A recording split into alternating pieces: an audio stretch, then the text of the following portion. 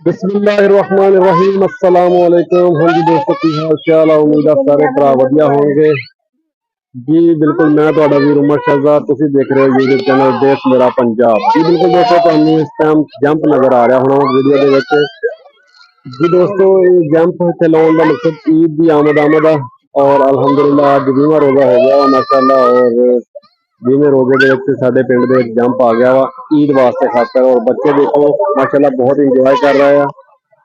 और इस बच्चों के तासरात देख सकते हो माशाअल्लाह, बहुत ज़्यादा इंजॉय कर रहे हैं। और पिछे उन्होंने अपना सैटअप लाया हुआ वा और इधर सामने पींगा वगैरह लगिया हुई वा पिंड दे विच।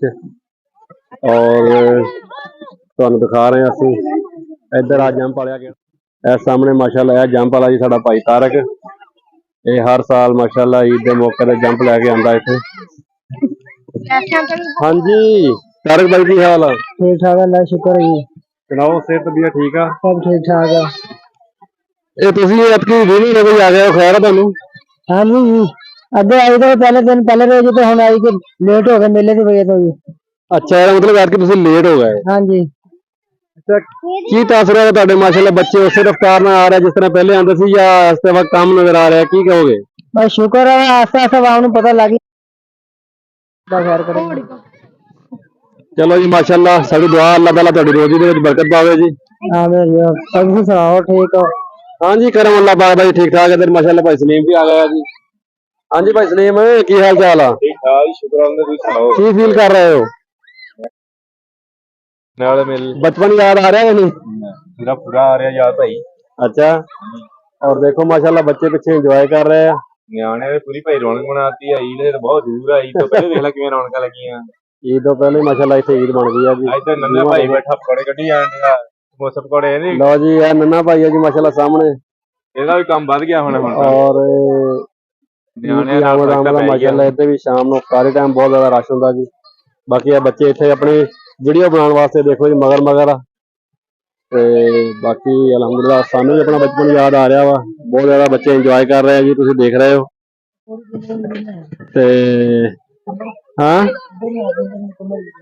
बाकी है तुसीं देखो पिंगा दा सैटअप लगा होया वा, तुसीं देख सकते हो माशाल्लाह। और इत्थे भी बच्चे इंजॉय कर रहे हैं। और वो सामने इन्हां दा अपना शोर आ ते यह बच्चे भी इत्थे इंतजार कर रहे हैं अपनी वारी दा।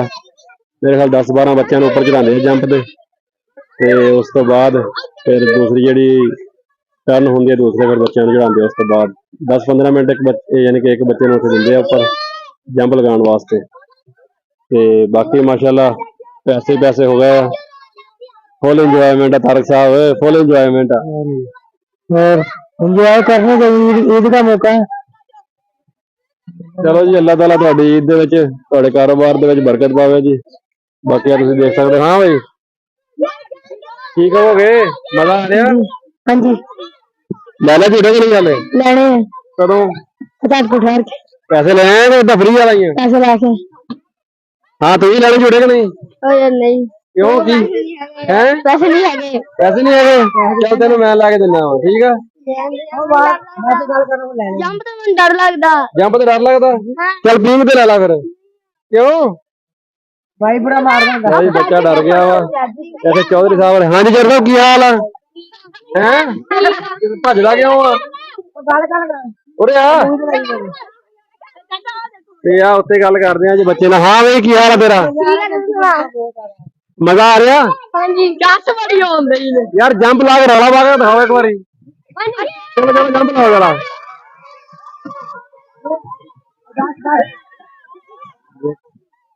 जी तुम देख सकते हो बच्चे माशाल्लाह बहुत ज्यादा इंजॉय कर रहे हैं। और यही पिंडा दी रौनक है जी, यही पिंडा का कल्चर है जो अस लोगों ने संभाल के रखा हुआ वा। झूले बच्चों के इंजॉयमेंट। केड़ा काले का मुंडा आ गया? ओनू की कहना? काले दुकानदार दा मुंडा वा। अच्छा जी आ सामने कह रहा जी वो काले दुकानदार का मुंडा दिखा दो। काला दुकानदार का मुंडा वा जी। दोस्तों उम्मीद है तुहानू वीडियो पसंद आई होगी। इस तरह की बेशुमार वीडियो देखने वास्ते चैनल को सबसक्राइब कर लो ते नाल लगे बेल आइकन भी नप लो ताकि हर नवी आने वाली वीडियो तक सबसे पहले पहुंच जाए। बहुत शुक्रिया, दुआवां याद रखियो जी। अल्लाह हाफिज।